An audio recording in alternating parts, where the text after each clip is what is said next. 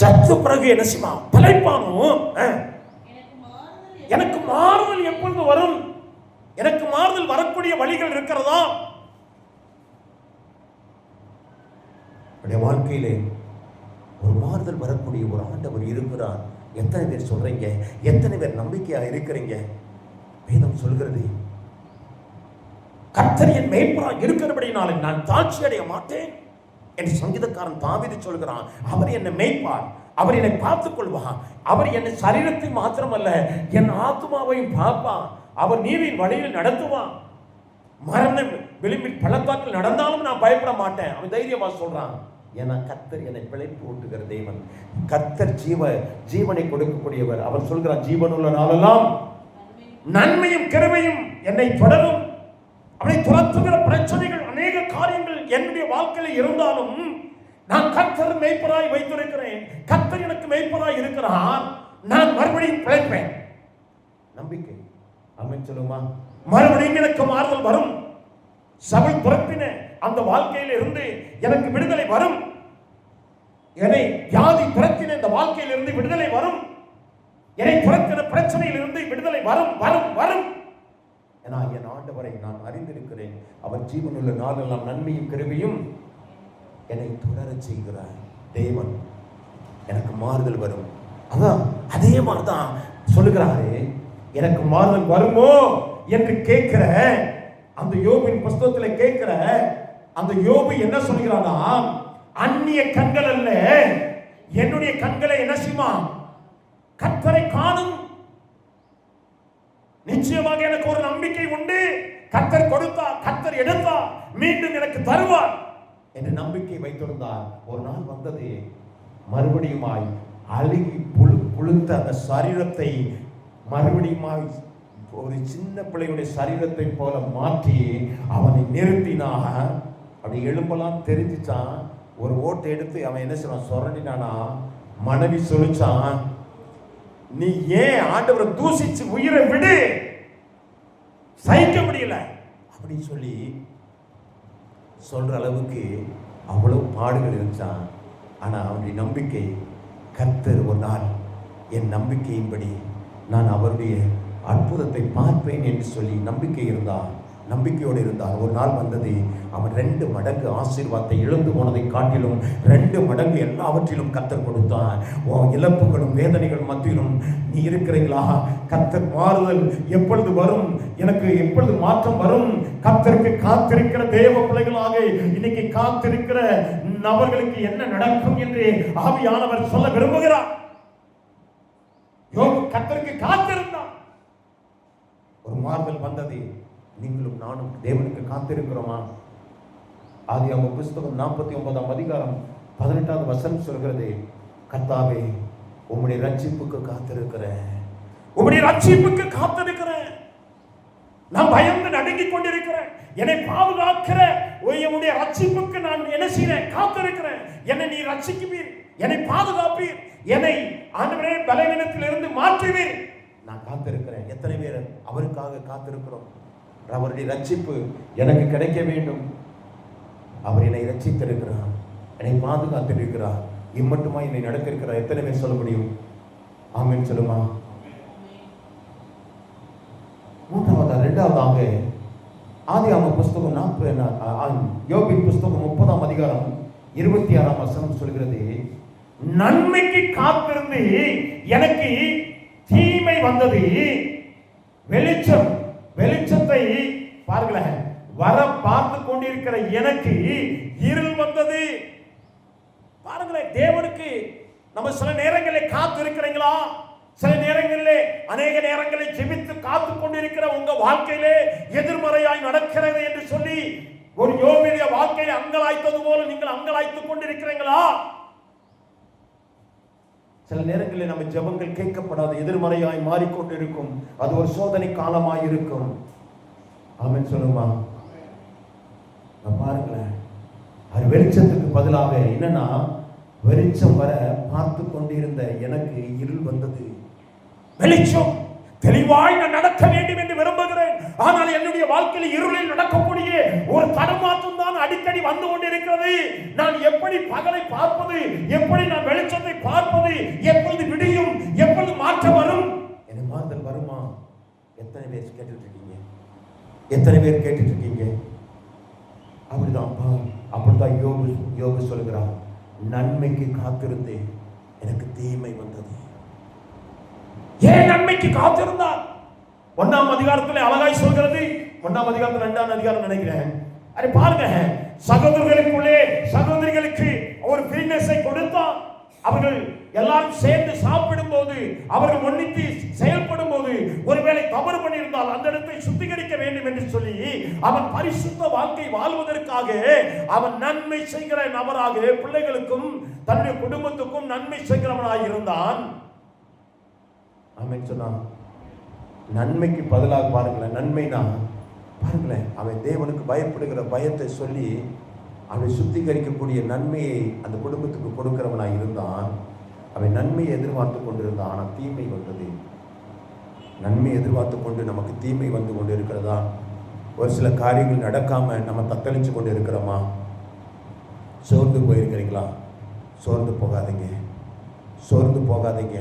ஏன்னா சில நேரங்களிலே சில ஜெபங்கள் என்ன செய்யுமா, உடனே கேட்கப்படும். சில நேரங்களில் தாமதமாய் மாறும்.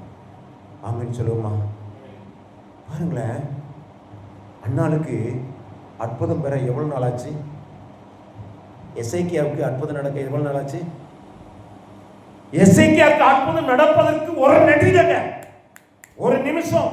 அவன் கல்லறிகிற தூரத்துக்கு நடந்து போகிறதுக்கு முன்னாலேயே அவன் ஜெபம் கேட்கப்பட்டது. கர்த்தர் மறுபடியும் தீர்க்கதரிசியை அனுப்பி உன் ஜெபத்தை கேட்டு கர்த்தர் உன்னுடைய நாட்கள் ஆயுசு நாட்களை 2 மடங்காக கூட்டப் போகிறார் என்று சொன்னார். சொல்லுமா? ஆனால் சில நேரத்தில் அண்ணால் ஜெபம் அழுது ஜெபம் பண்ணான். சில நேரத்தில் ஆகாருடைய ஜெபம் என்னன்னா, கொஞ்ச நேரம், ஒருவேளை 1 மணி நேரம் அழுதுருக்கலாம், 2 மணி நேரம் அழுதுருக்கலாம். உடனே கர்த்தர் என்ன செய்தாரு? அந்த இடத்துல பிள்ளை அவதிப்படுகிறதை பார்த்து அங்கே ஒரு ஊற்றை உண்டாக்கினார். ஆமென் சொல்லுமா? சில நேரங்களிலே எலியா ஜெபம் பண்ணும்போது வானத்திலிருந்து அக்கினி இறக்க கடவுதுன்னு சொன்னோம்னே இறங்கினது. 50 பேரையும் பட்சித்தது. திரும்ப மறுபடியும் வந்தார்கள். வானத்திலிருந்து அக்கினி இறங்க கடவுது என்று சொன்னால் அக்கினி இறங்கினது, பட்சித்தது. ஆமென் சொல்லுமா? ஆனா இங்கே அங்கே கர்மேல் பருவத்தில் மட்டும் என்ன நடக்குதுன்னு பார்த்தீங்கன்னா,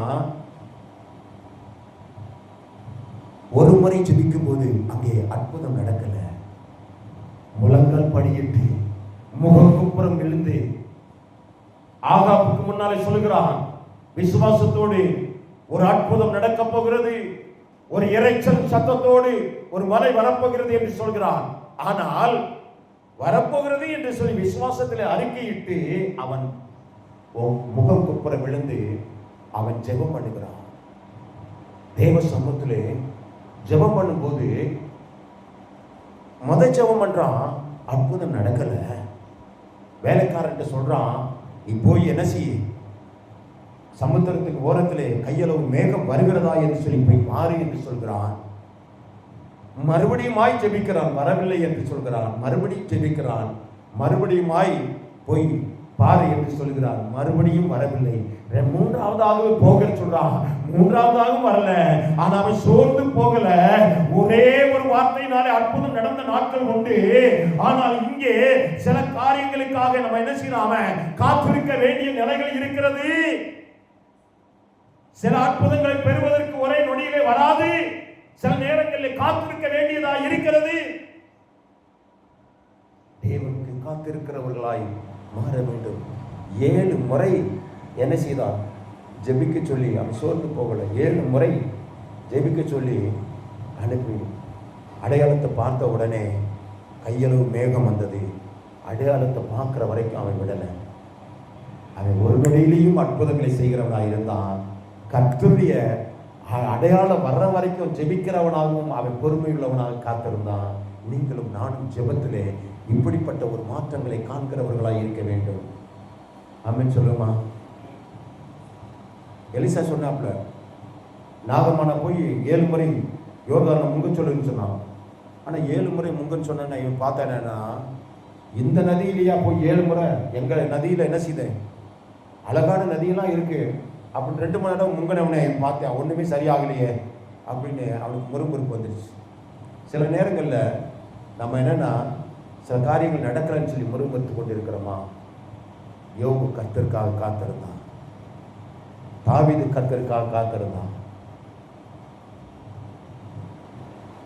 எலியா ஜெபத்திலே ஆண்டவருக்காக காத்திருந்தான், அற்புதம் நடந்தது. ஆமென் சொல்லுமா?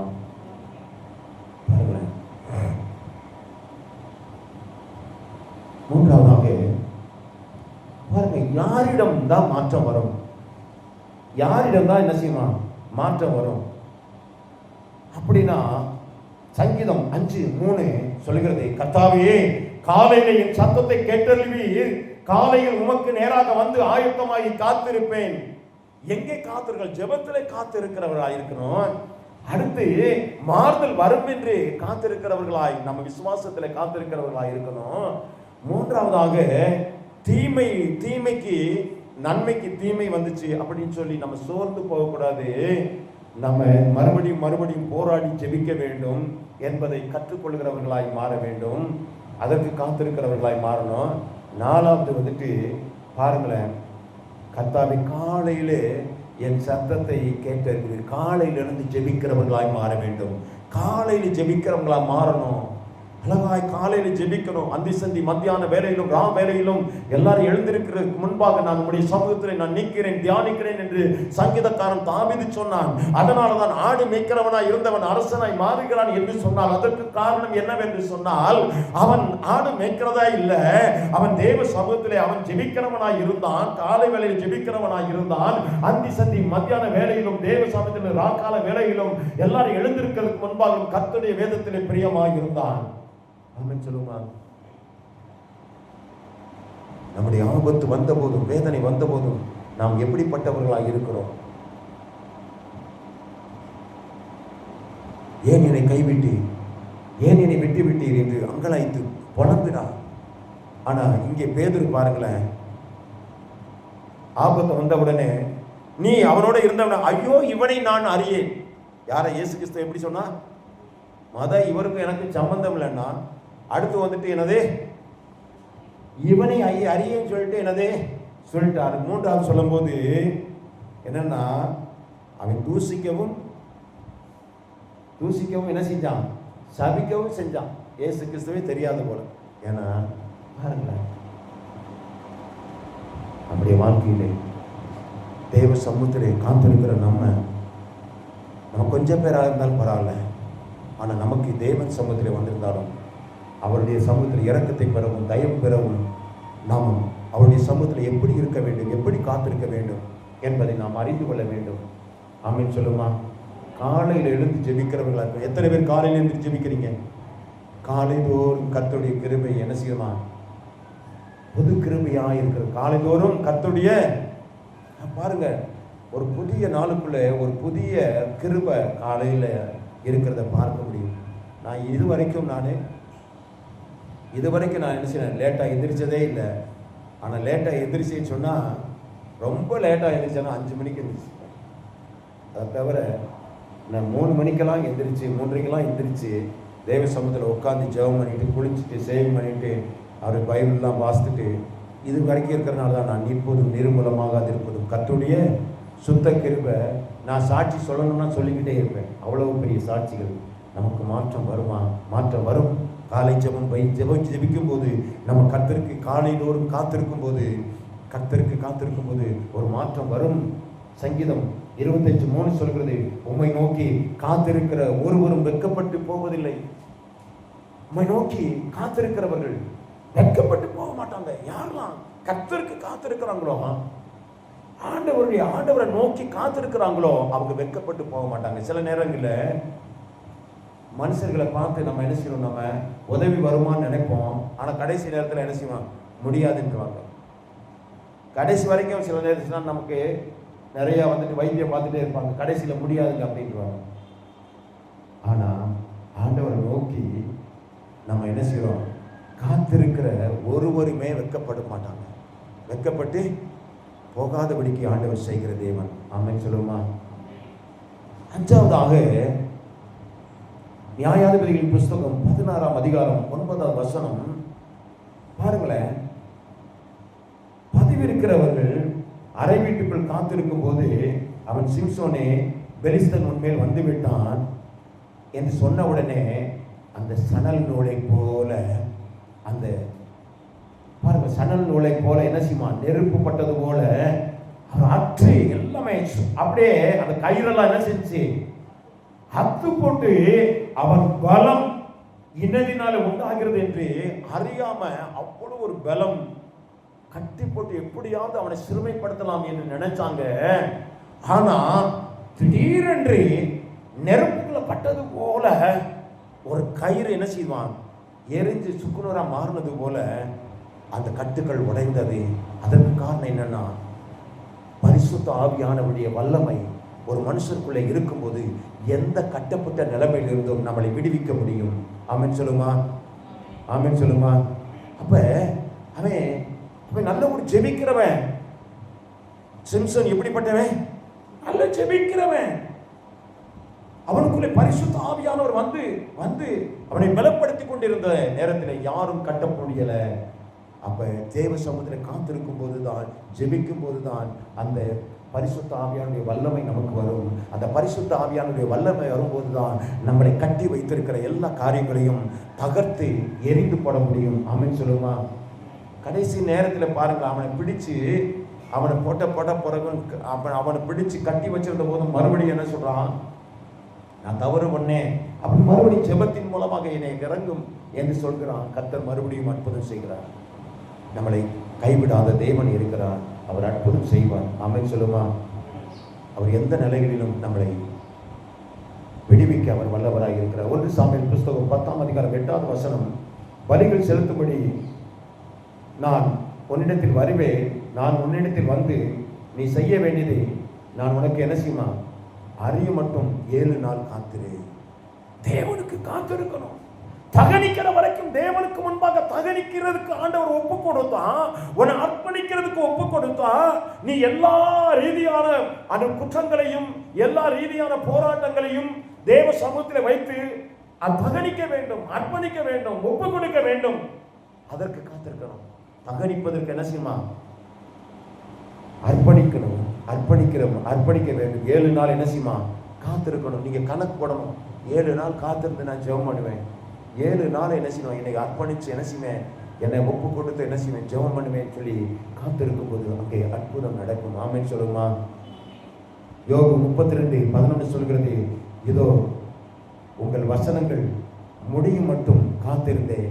நீங்கள் என்ன சொல்ல ஆண்டவரே ஸ்தோத்திரம். பாருங்களேன், நீங்க சொல்லத்தக்கதை ஆராய்ந்து தேடு மட்டும் உங்கள் நியாயங்கள் செவி கொடுத்தேன் என்று சொல்லுங்க. பாருங்களேன், வசனங்கள் முடியும் மட்டும் காத்திருந்தேன். வசனங்களை நிறைவேற வரைக்கும் நம்ம என்ன செய்யணும்? தேவ சமூகத்தில் நிறைவேற வரைக்கும், எனக்கு கொடுத்த வாக்கு தத்தங்கள் நிறைவேற வரைக்கும் நான் ஜெபிக்கணும். அது நிறைவேற வரைக்கும் வாக்கு அட்டையை மட்டும் வாங்கின பத்தாது, அது நிறைவேற மட்டும் என்ன செய்யணும்? வசனம் என்னதுன்னா, உங்கள் வசனங்கள் முடியும் மட்டும் நான் என்ன செஞ்சேன்? காத்திருந்தேன். அப்ப பாருங்களேன், அந்த நியாயத்துக்குரிய காரியங்கள், அந்த வசனங்கள் நிறைவேறும் வரைக்கும் அட்டையை வாங்கிட்டு அப்படியே வச்சுட்டு நம்ம இருக்கிறோம். வாக்குத்தத்தம் நிறைவேறல, டிசம்பர் மாதம் சொல்லுவோம். ஆனால் அந்த வாக்குத்தத்தை பிடித்து நீங்க சொன்ன வாக்குத்தத்தத்தை நிறைவேற்றினப்பா, அழகாய் சொல்றேன் பாத்தீங்களா? நீ சொன்ன வாக்குகள் பிடித்து கொண்டே உங்கள் முகத்தையே நோக்கி இருக்கிறோ. அற்புதம் செய்யுங்கப்பா எங்க வாழ்க்கையில, உம்மை தான் நம்பி இருக்கோம் ஏசப்பா. அற்புதம் செய்யுங்கப்பா எங்க வாழ்க்கையில, உம்மை தான் நம்பி இருக்கோம் ஏசப்பா. உம்மை தான்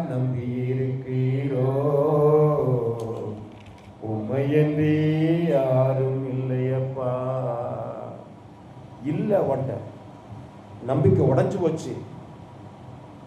உன்கிட்ட நம்பிக்கை இருக்குன்னு வச்சுக்க, அற்புதம் நடக்காது. கொஞ்ச நாச்சுக்கு வந்துட்டு எனக்கு கொஞ்சம் கூட இல்லாம இருந்தா தான்.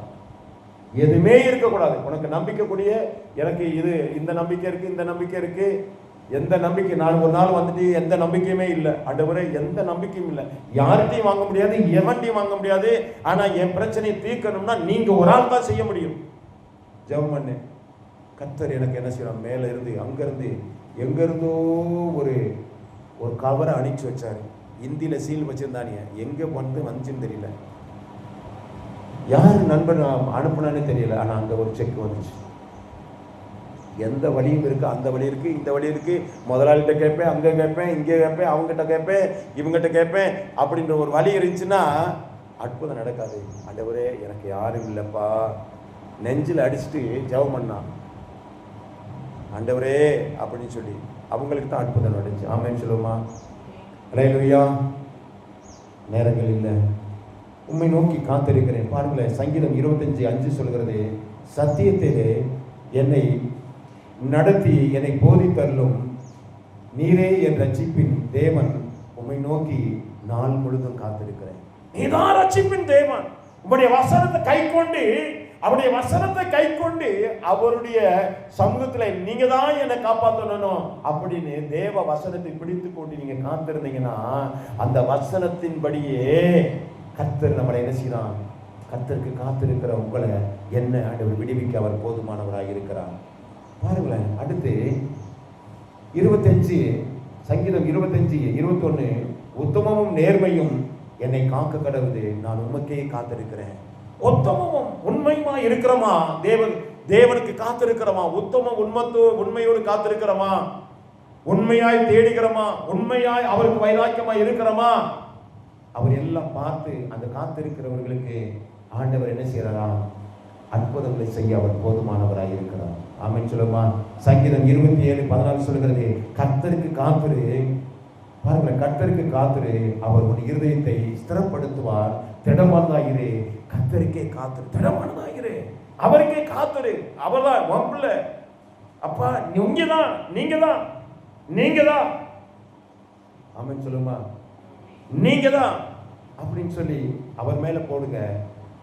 அவர் உங்களை விசாரிக்கிறவராய், அவர் அனுதினமும் உங்களை நடத்த அவர் போதுமானவராய் இருக்கிறார். ஆமென் சொல்லுமா? சீக்கிரம் முடிச்சிருவோம். சங்கீதம் 33:18 சொல்கிறது, தமக்கு பயந்த தமது கிருபைக்கு காத்திருக்கிறவர்கள் ஆத்துமாக்களை மரணத்தில் இருந்து விலக்கி விடுவிக்கிறவர். பாருங்க, தமக்கு பயந்து கிருபைக்கு காத்திருக்கிறவர்கள், அவருடைய கிருபைதான் என்னை தாங்கணும். அழகா பாடுறோம் பாத்தீங்களா? உங்க கிருபைதா என்னை, ஆமே உங்க கிருபைதா நடத்துகின்றது. எத்தனை பேர் அப்படியே உள்ள முடங்கி பாடும்போது அப்படி இரக்கத்தை பார்க்க முடியும்? ஆமென் சொல்லுமா? இரக்கத்துக்கு காத்திருக்கும் போது, அவருக்கு பயந்து அவருடைய கிருபைக்கு காத்திருக்கும் போது அவர் மரணத்தில் இருந்து விலக்கி விடுவிக்கிற தேவன். ஆமென் சொல்லுமா? அல்லேலூயா. சங்கீதம் 33:20 சொல்கிறது, நம்முடைய ஆத்துமா கர்த்தருக்கு காத்திருக்கிறது, அவரே நமக்கு துணை செய்கிற, நமக்கு கேடயமாய் இருக்கிறார். அவர்தான் நமக்கு துணை செய்கிற ஒரு கேடயம், அவர்தான் நமக்கு துணை செய்கிற பாதுகாப்பு, அவர்தான் எனக்கு பாதுகாப்பு. ஆமென் சொல்லுமா? சில இடத்துல அப்படியே போவேன், பல்லு பிடுங்கினேன், நீ பல்லு பிடுங்கினது கூட தெரியாம நான் பேசிட்டு இருக்கேன்.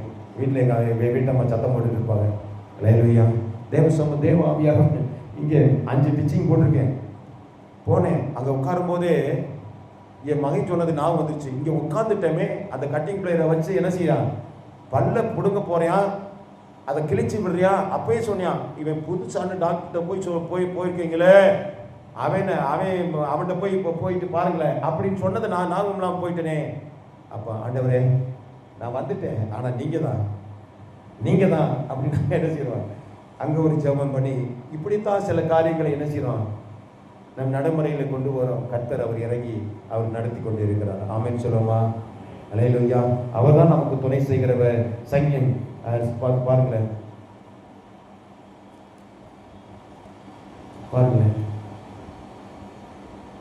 சங்கீதம் 37:34 சொல்கிறது, நீ கர்த்தருக்கு காத்திருந்து உன் வழிகளை எனது கைக்கொள், அப்பொழுது நீ பூமியை என்ன செய்வான்? சுதந்திரித்து உன்னை உயர்த்துவான் என்று சொல்கிறான். கர்த்தருக்கு காத்திருந்து நீ உண்மையாய் என்ன செய்யறான்? நீ என்ன செய்வன்? கர்த்தருக்கு காத்திருந்து நீ வழியை காத்துக்கோ, உன் வழிகளெல்லாம் பரிசுத்தமாக இருந்து காத்துக்கோ. அவர் என்ன செய்வாரா? எல்லாத்தையும் மாற்றி ஆண்டவர் அற்புதம் செய்வார். ஆமென் சொல்லுமா? அல்லேலூயா. கடைசியாக நேரம் இல்லாதனால சங்கீதம் 84:10 சொல்கிறது, 1000 நாளை பார்க்கிலும் பாருங்க, உடைய பிரகாரங்களில் செல்லும் ஒரே நாள் ஆகாமின் கூடாரங்களில் வாசம் பண்ண இருக்கிறதை காட்டிலும் நான் தேவனுடைய சமூகத்தில் உடைய வாசப்படியில காத்திருக்கிறதையே நான் தெரிந்து கொள்வேன் என்று சொல்லி தேவனுக்காக காத்திருக்கிறவர்களாய் மாறும்போது, தேவனுக்கு தான் நம்ம தேவனுக்காக காத்திருக்கிறவர்களாய் மாறும்போது, ஏசாயா 40:31 சொல்கிறது, கர்த்தருக்காய் காத்திருப்பவர்கள் முழு பலம் அடைந்து சட்டைகள் விரித்து உயர பறப்பார்கள். அவர்கள் ஓடினால் களைப்படைய மாட்டார்கள், நடந்தாலும் சோர்வடைய மாட்டார்கள்.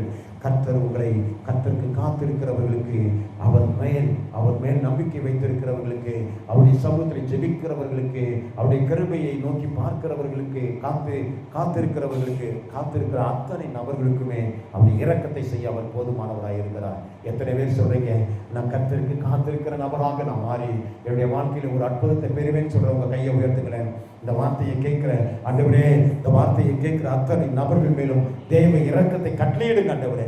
தேவ ஆவியானுடைய அற்புதத்தை செய்யுங்க. கர்த்தருக்கு காத்திருக்கிற ஆண்டவரே ஸ்தோத்திரம், ஒரு அற்புதத்தை கர்த்தர் கட்டளையிட்டு அவர்கள் மேல் இரக்கம் செய்கிறார்கள்.